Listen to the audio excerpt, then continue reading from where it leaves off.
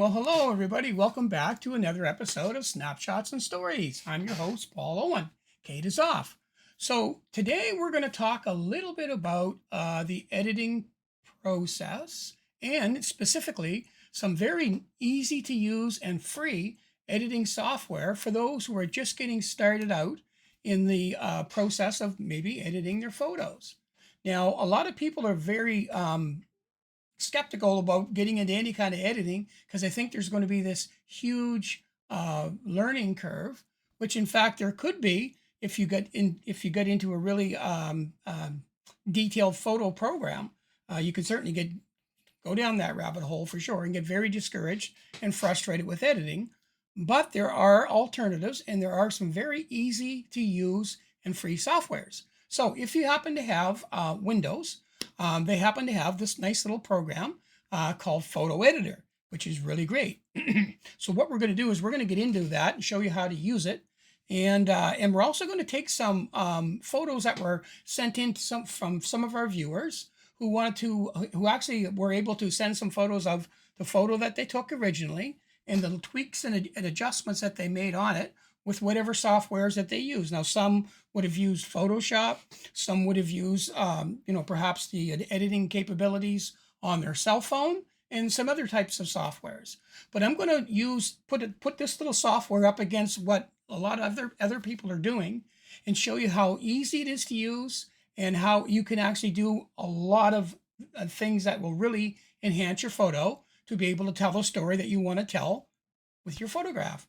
So let's get into it. So let's talk about, first of all, the software itself. So it's just a program called Photos. Now I'm going to switch my screens so you can see. There you go. So you can actually see a photograph that's actually open with it. So now, how do I find it in my software? Well, let me close this screen first of all. Let's open. Let's find some stuff here. Let's just say we are in a file like this in our computer. We're looking for our photos, and we always have folders of what's in there. So let's say we found a photo like this, and I'm just going to click it and open it. Now, this was saved with another photo software, so it may or may not save, or may not open rather, with the photo software. Let's find out. No, it did not. So you're thinking, okay, well, I want to use that photo software, but it's not opening. How do I find it? It's really quite simple. I'm going to close this picture. What you do is you highlight the photo you want to look at, whether it be in a folder or a picture by itself. You're going to right click on it, and it's going to give you all of these options. So what you're going to do is you're going to go to the one that says open with, and you're going to go right down here. Now you can see I've got a lot of different softwares in there I can use, but the one I want to use today is called Photos. So just simply click on it, and it will open your photo in that Photos, excuse me, in that photo software. It's very, very clean the way that it's laid out and very easy to use. So let's cover a little bit about, some of the tools that are in this. So when you open this up, you're going to have your picture. You're also going to have all of these tools on the top, and you're going to have a few tools down on the bottom. So let's talk about the tools on the top just briefly. We'll kind of go through it quickly, and then we'll show you how to use it. So the first one is your editing image. So when you click on it, it's going to actually turn your photo into a desktop that will allow you to make all the adjustments and edits on your photo. So let's say we want to say crop, because this is the first thing it's going to go to. So it's asking you to crop your photo and basically set up the photo the way that you like. So let's say I want to crop this one down, and I don't want so much sky. Maybe I want it a little bit more like this. So as soon as you make that adjustment, it automatically makes the crop and brings your photo up nice full scale, so you can see what it is that you're working on. So this type of crop that I'm doing is what we call freestyle of cropping, which means I can grab one side or the other side, and these will all move independent of all of the other sides on the image, so that you can actually crop exactly how you want it to. Now, let's say you decide that, you know what, I just want to have a certain aspect ratio. So if you go right down to the bottom and hit the button called Free, then all of your other aspect ratios are going to open up. 16:9, both in portrait And what I mean by portrait, in other words, your camera was turned on its side and it's got this type of what they call portrait orientation, or you can choose landscape orientation. So you can choose whichever that you want in whatever aspect ratio, a 4:3, a 5:7, whatever aspect ratio you want, both landscape and portrait. So it's really nice. But let's go back to freestyle because that's where we're going to start. And I'm going to hit done. And now I'm back to my my photo. You'll also notice right above the word free, there's this scale and it's got a 0 degree on it. So what this scale is for is lots of times when we take pictures, how many of those have we seen with the horizon that's crooked? So what this is designed to do is to allow us to take our horizon and straighten it up. And every time you make that adjustment, it's also going to provide that nice grid so that you can see exactly what you've adjusted on this software. Excuse me. Once you've got that done, then you can actually go right into the adjustments portion of the software. So this is where we're going to take and make some adjustments on our photos. Now you're going to notice as soon as I hit adjustments, this toolbar down the side drops down and we've got all these variable sliders that will allow us to make a lot of adjustments. So let's go ahead and just show you what they do. So the brightness adjustment, basically that just affects the lightness of your image. So if I turn the brightness up, you can see that I can just make the lightness of the image a little bit brighter.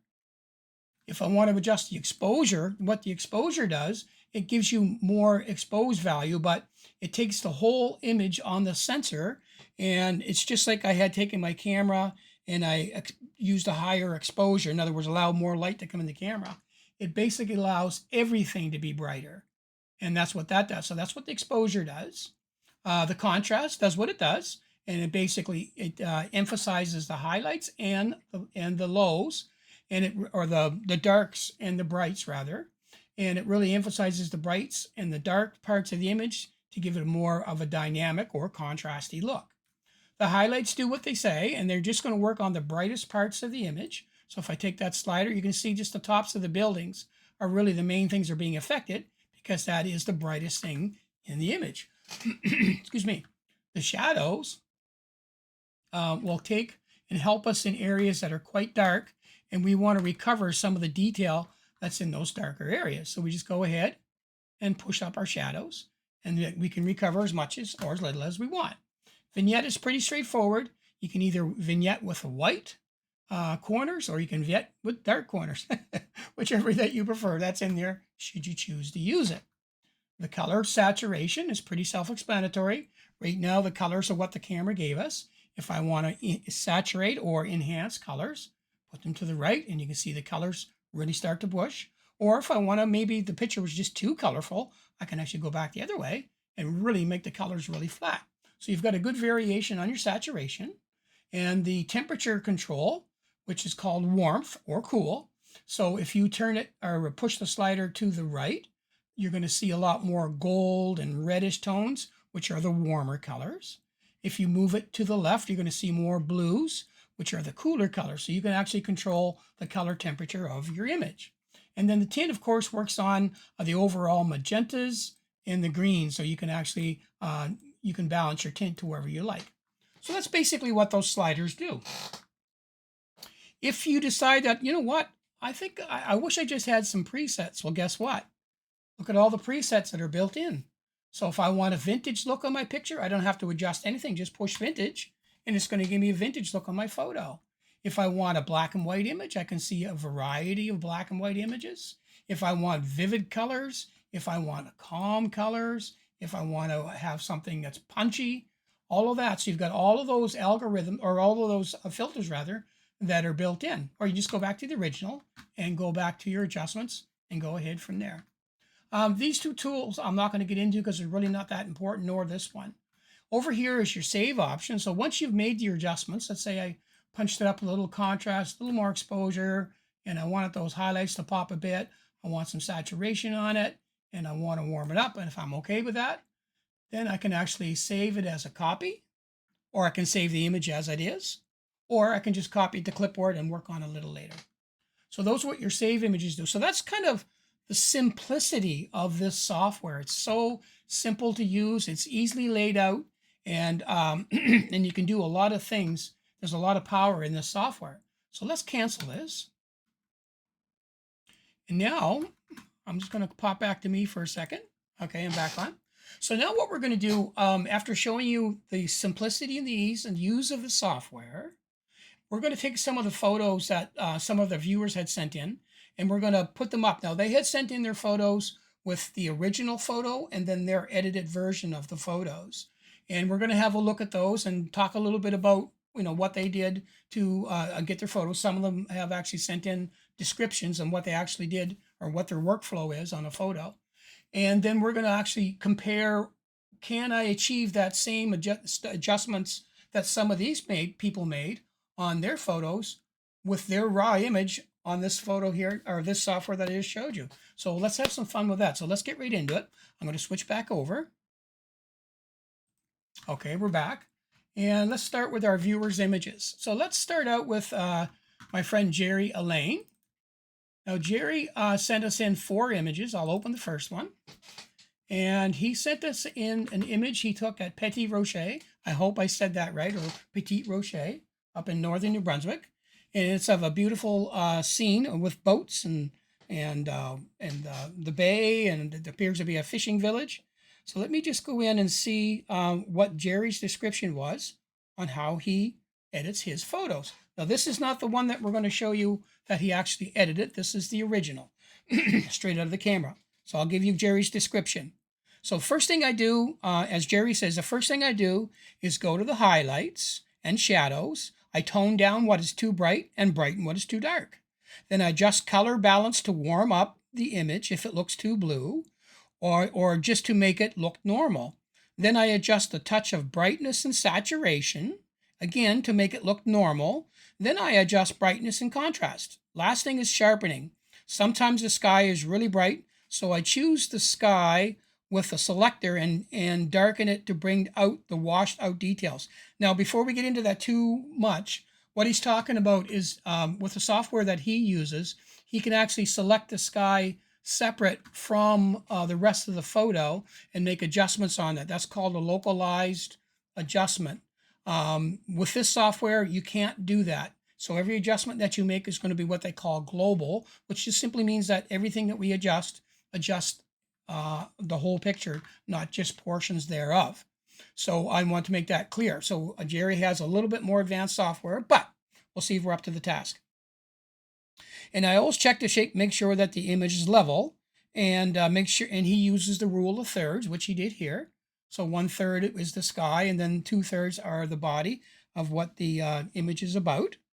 And also in raw Photoshop. So this was in Photoshop he used to process this. Can adjust for lens, fisheye lens. Anyway, he's just talking about if he's got a wide angle lens. Sometimes it can create these distortions, and you can correct those in Photoshop. That's not available in this software. Anyway, so to round it all up, he says that's pretty much it. So all the adjustments are to balance the colors and the brightness, and he tries to use his compositional rules of thirds and crop to draw attention to the subject. Sometimes there might be telephone wires or a sign, and he might take those out in Photoshop. So that's Jerry's description of how he does a workflow. So let's now take a look at the photo that we see that he took originally, and now let's look at his edited version. So you can see there's quite a transformation from where he started, which was here, and on a dark day, and he took a photo. You can still see everything clearly, but the rocks are kind of hidden. The detail and the ruggedness of the rocks aren't there. We're not really seeing what kind of boats or what kind of things are on the boats, and it's kind of hard to see what's going on in the background. So with Jerry's edit, he was able to bring out all of that detail, which he did with the rocks. And now you can see the kind of coastal rocks that they're there. And you can see the boats, that they're fishing boats, and you can see all the different tools and things they use on these fishing boats. And you can see off in the distance, there are some structures over on both sides of this inlet coming in. So great job on the editing, Jerry. And I think we're going to try some photos a little later with our little software. I want to show a few more photos. Jerry did send in two more. This is the original image of covered bridge. And when you shoot covered bridges, we all know that at the very end of that little hole where you leave the covered bridge, it's always super bright. And of course, around it looking in is always quite bright. So it's hard to see the internal structure of a covered bridge, which is some of the things we want to see, because that's the marvel of the whole thing. There are so few of these covered bridges left. It's nice to go in the scene, see how they were actually built. So what Jerry did with this photo, I think, was use a lot of shadow recovery. Let's see what happens. So there you go. So now what he had done, of course, was enhance the colors a little bit. So it's a little bit more saturated with colors. And he used a lot of shadow recovery to be able to bring out the structure inside. So now we can see a lot more of what's going on inside of that covered bridge. So those are the two submissions Jerry had sent in us. Thank you very much, Jerry, for those. Now let's look at a couple more. Let's look at our friend Judy's. Judy had sent in some photos I think are very, very interesting. Judy Wilkins is a friend of mine as well, good photographer. And so she was in PEI and she took some photos for us on this beach, Bowback Beach or something. I'm not sure. I'm sorry if I got the name wrong, Judy. But in any event, the one thing you'll know about going to Prince Edward Island is they are famous for, and what everybody really gets awestruck by when they first get there, is the red sand. And so she shows a picture here of the beautiful beach. The waves are coming in. It's an overcast day, so there's lots of dynamic going on in the clouds. It's not just a blue sky. So it's very interesting, a very nice photograph. So let's see what she did to enhance the photograph. Now, when she had sent these photos in to me, she said, these are some photos I sent in, and I just did some minor tweaks. So let's see what those tweaks were. So immediately we're seeing a much brighter photograph. We're seeing a lot more life in the waves because I can see a lot more dynamic range now. The sky is brighter. I can see more detail. And also, because the picture is quite a bit brighter, I can see more color in the image. So now I'm getting more of the sense of what it might have been like to be standing there when Judy took that photograph. So just for fun, let's take this photograph. I'm going to go back to the original one, which is this one. And let's see if our little software can come to task. So let's open her original image. Now keep in mind, this original image is a JPEG and it's been sent over the internet to me. So I don't have the control I would if I had the actual image coming right off the camera. But let's just see, even having said all of that, let's see what our great little software is capable of doing. So let's go ahead and do our crop first. So we're going to go to our crop. And the first thing that I notice here is there's a slight tilt to the horizon. So let's go ahead and use our tool. And again, as soon as you push the button down to move that slider, you're going to get that grid. And let's straighten up that horizon. That's better. Okay, so now we've got a nice straight horizon. We like the looks of it. Let's go into our adjustments. Now, based on what I saw, it looks like there was a little more exposure added. Let's do that. Looks like we had a little more shadow recovery to bring out that color in the beach. Let's go ahead and saturate that color and really enhance it. And I might even cool it down to add a little more blue to those otherwise really gray clouds, just to give it a little color. Okay, so this is a couple of seconds using just a few sliders on this software. Let's have a look at what Judy has sent in. That was her edited photo. Just give me a second. I'm going to bring it up. And there we go. So there's what Judy did to enhance her photo. And there's what we did. It just took us a few seconds. And I think we came to task. I think we were able to achieve and show the beauty that Judy did with her photograph. I might even add just a little bit of highlight to that, just to bring out those whites on the beach and the water, and be careful not to blow out the sky. So there you go. That's really how simple it is to use this software and get what Judy was able to get on her image. Let me just cancel that. All right, that was the first set of images that Judy sent. She also sent the second set. Now, this is very interesting.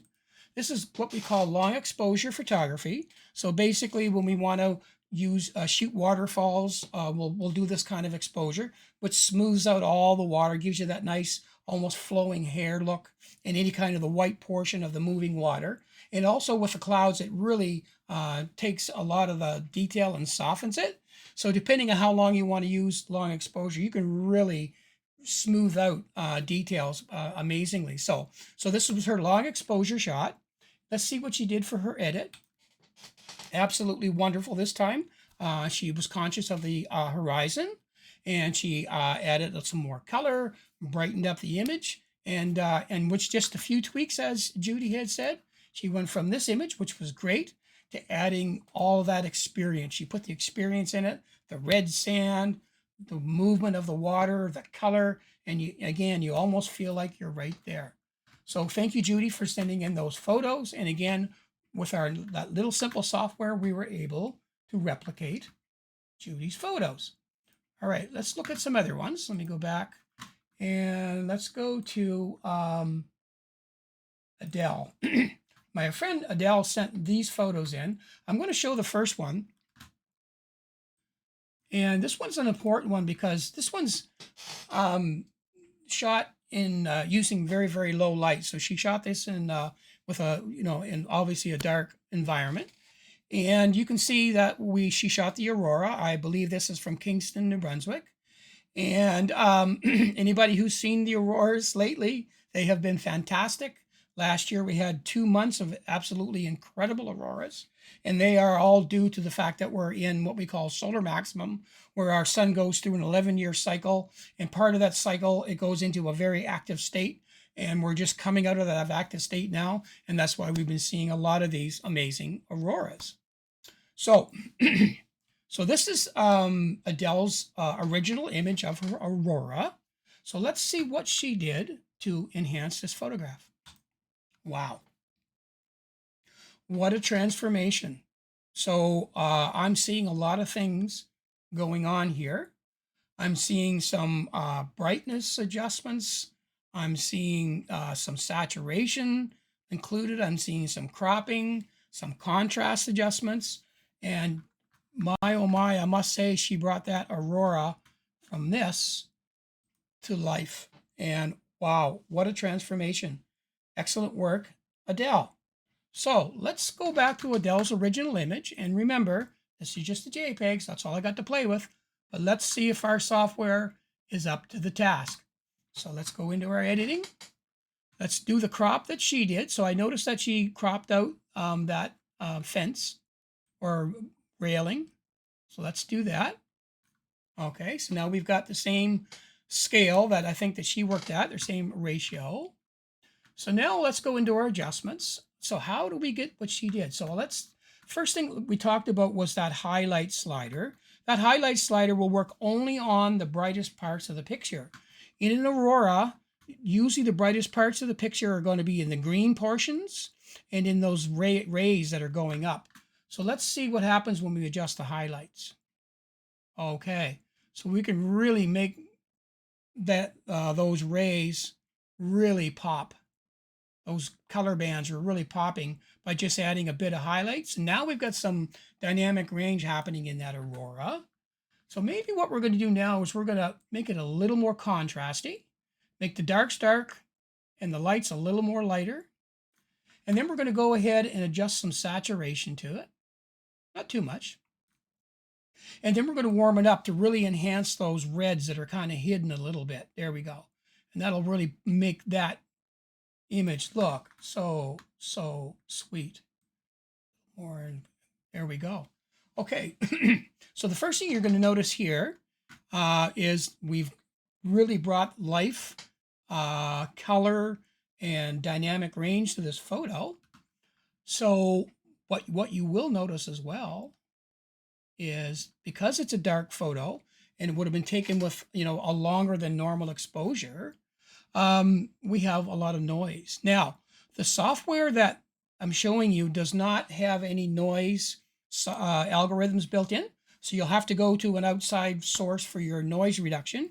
If you have any kind of photo software that you paid for, chances are you'll have some kind of noise reduction in it. Or you can buy just noise reduction software for very low price, and then you'll excuse me, you'll always be able to clean up the noise if you so desire to do.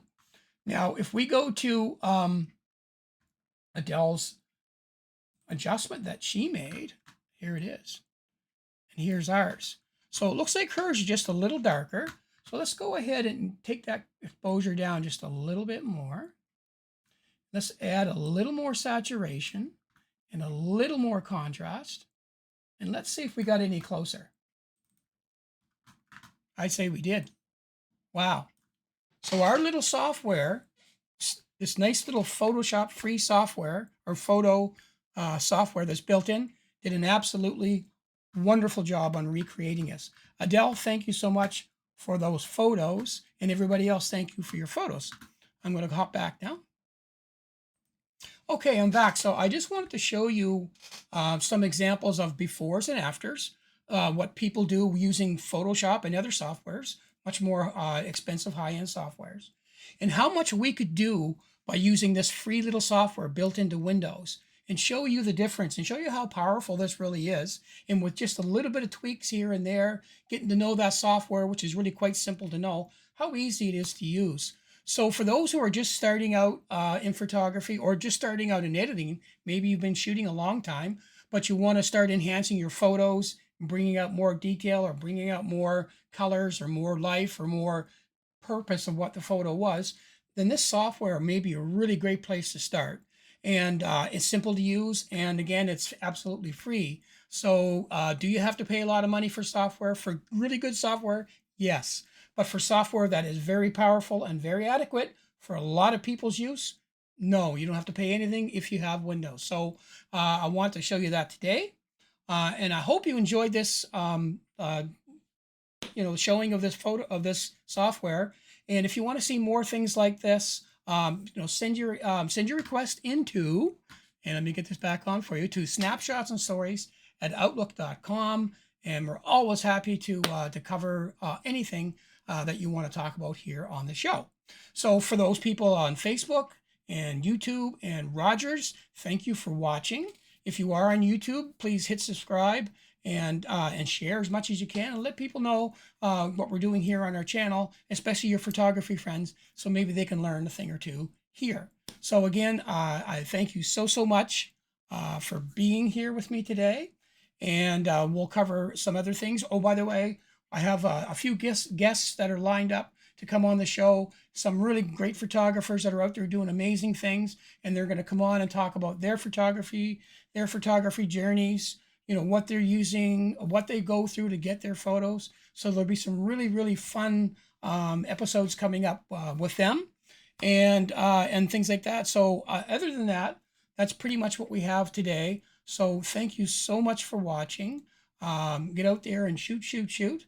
And by the way, if you're a photographer and you don't know where to go for information and you're not really a YouTuber or something like that, go join your photography club. There are amazing people in every photography club that I've ever seen. There's some good people. They are just dying to show their knowledge or share their knowledge. And if you've got something, a new camera, and you're not sure how to use it, they're more than happy to walk you through all the settings and all those sort of things. So join your local camera club, photography club, and you will learn a ton. So having said all of that, again, thank you so much. And we'll see you on the next episode of Snapshots and Stories. So long for now.